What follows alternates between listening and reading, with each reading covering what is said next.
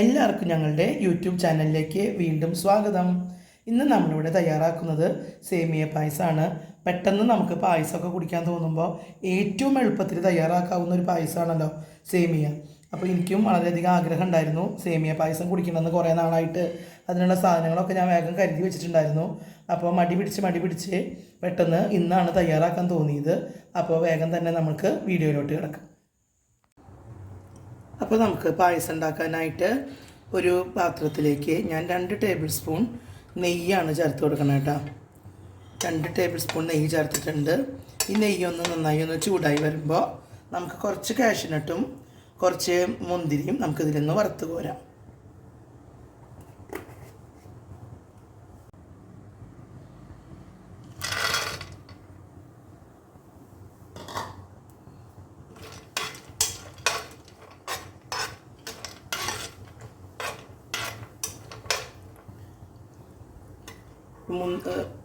മുന്തിരിയും കുറച്ച് കഴിയുമ്പോൾ നമുക്കിതിലേക്ക് ഇട്ടിട്ട് ഒരുമിച്ച് വറുത്തെടുക്കാം.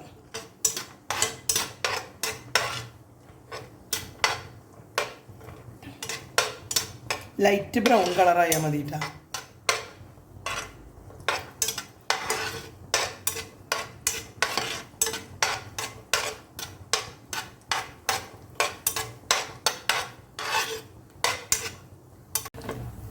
അപ്പോൾ നമ്മുടെ കാഷ്യൂ നട്ട്സ് ഒരുവിധം ആയിട്ടുണ്ട്.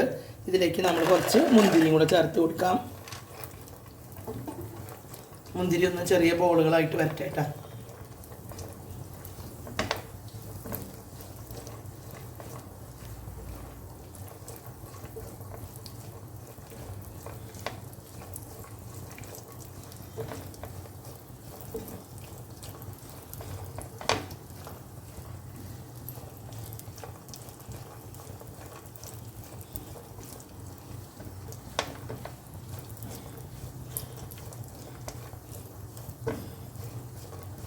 നമ്മുടെ മുന്തിരി ഇങ്ങനെ നല്ലപോലെ വീർത്ത് വരാനായിട്ട് തുടങ്ങിയിട്ടുണ്ട്.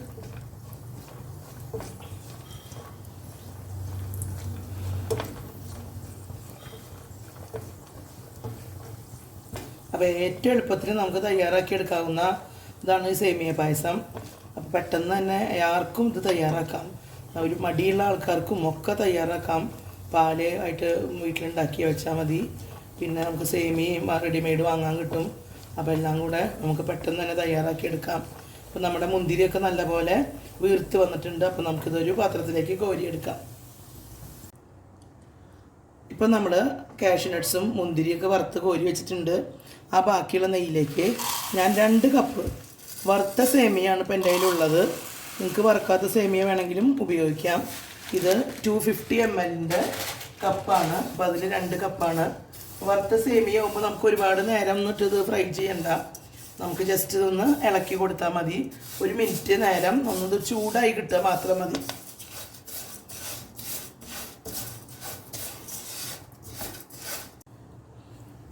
ഇപ്പോൾ നമ്മൾ സേമിയ വറുക്കാനായിട്ട് തുടങ്ങിയിട്ട് 2 മിനിറ്റ് ആയിട്ടുണ്ട്. ഈ സമയത്ത് നമ്മുടെ ഫ്ലെയിം ഏറ്റവും ലോയിലേക്ക് വെക്കുകയാണ് കേട്ടോ. ഇനി ഞാനിതിലേക്ക് എൻ്റെ ഏലക്കപ്പൊടി ഇല്ല, അപ്പോൾ ഞാൻ ഏലക്ക മുഴുവനോടെയുള്ള 6 ഏലക്ക കുത്തിച്ചതച്ചത് ഇതിലേക്ക് ഇട്ട് കൊടുക്കുകയാണ് കേട്ടോ. ഇനി നമ്മൾ ഇതിലേക്ക് 2 ലിറ്റർ പാലാണ് ചേർത്ത് കൊടുക്കണേ. 1 കപ്പിന് 1 ലിറ്റർ പാലാണ് നമ്മുടെ കണക്ക്. നമ്മൾ കൈയോടെ ഇളക്കി കൊടുക്കണം. അപ്പോൾ ഞാൻ നമ്മുടെ ഗുഡ് ലൈഫിൻ്റെ ഫുൾ ഫാറ്റ് മിൽക്കാണ് എടുത്തേക്കണേ. ഇപ്പോൾ പാക്കറ്റ് പാലായാലും അല്ലെങ്കിൽ നമ്മൾ സൊസൈറ്റിയിൽ നിന്ന് വാങ്ങണ പോലത്തെ പാലുകളായാലും നമുക്കത് ഉപയോഗിക്കാം.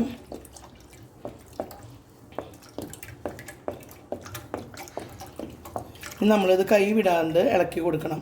അതല്ലെങ്കിൽ ഇതിൻ്റെ മുകളിൽ പാട കിട്ടും. അതുപോലെ തന്നെ അടിയിൽ പിടിക്കാനും ഉള്ള സാധ്യതയുണ്ട്. അപ്പോൾ നമ്മളത്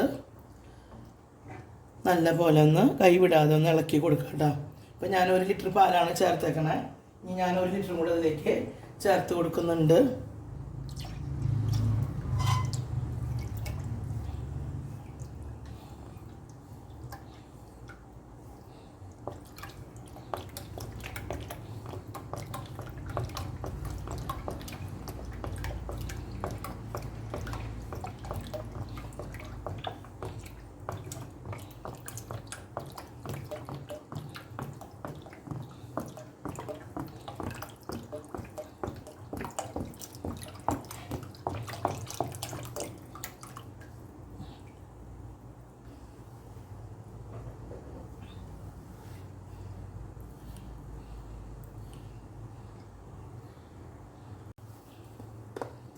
ഇപ്പം നമ്മൾ 2 ലിറ്റർ പാലും നമ്മുടെ സേമിയ വറുത്തതിലേക്ക് ചേർത്ത് കൊടുത്തിട്ടുണ്ട്.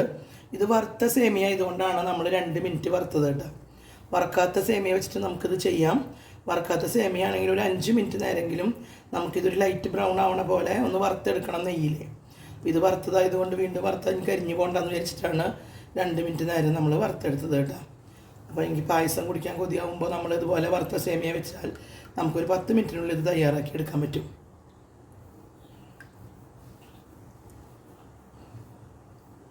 ഇനി ഇത് ഏകദേശം ഒരു 5 മിനിറ്റ് നേരം നമ്മൾ കൈവിടാണ്ട് ഇളക്കി കൊടുക്കണം. അപ്പോൾ നമ്മുടെ സേമിയ ഒരു പകുതി മുക്കാൽ ഭാഗം വെന്ത് കിട്ടും. ആ നേരത്താണ് നമ്മളിതിലേക്ക് പഞ്ചസാര അല്ലെങ്കിൽ മിൽക്ക് മെയ്ഡ് ചേർത്ത് കൊടുക്കണേ. ഞാൻ പഞ്ചസാരയാണ് ഇവിടെ ചേർക്കണേ. ഇപ്പം നമ്മുടെ പായസം തിളച്ച് വരാനായിട്ട് തുടങ്ങിയിട്ടുണ്ട്. നമ്മളിതിലേക്ക് ഇതുവരെ മധുരമൊന്നും ചേർത്തിട്ടുണ്ടായിരുന്നില്ല. അപ്പോൾ നമ്മൾ ഇതിലേക്ക് 1.5 കപ്പ് പഞ്ചസാരയാണ് ഞാൻ ചേർത്ത് കൊടുക്കണം. അപ്പോൾ 1.25 മുതൽ 1.5 കപ്പ് വരെ നിങ്ങൾക്ക് ചേർക്കാം. മധുരത്തിൻ്റെ അളവനുസരിച്ച് നിങ്ങൾക്ക് എത്ര മധുരമാണ് വേണ്ടത് അതിനനുസരിച്ച് മധുരം നിങ്ങൾക്ക് ചേർത്ത് കൊടുക്കാം. ഞാനിവിടെ 1.5 കപ്പ് മധുരമാണ് ചേർത്തിരിക്കുന്നത്. ഞങ്ങൾക്ക് ഈ മധുരമാണ് കറക്റ്റായിട്ട് തോന്നിയിട്ടുള്ളത്.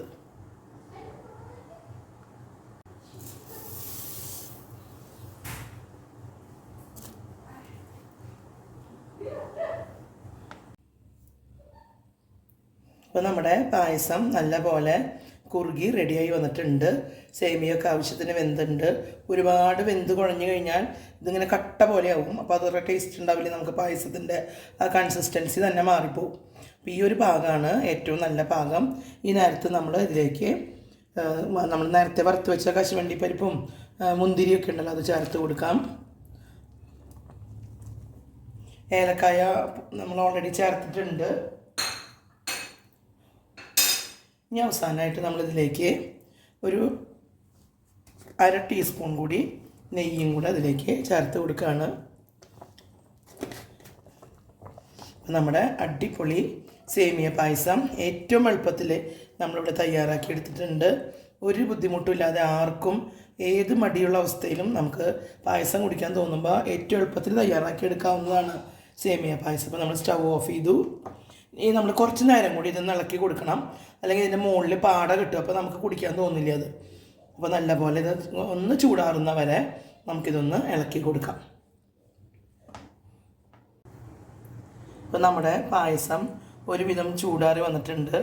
നല്ല ആവശ്യത്തിന് കട്ടിയായിട്ട് നല്ല കൺസിസ്റ്റൻസി ആയിട്ട് നമുക്ക് കിട്ടിയിട്ടുണ്ട്.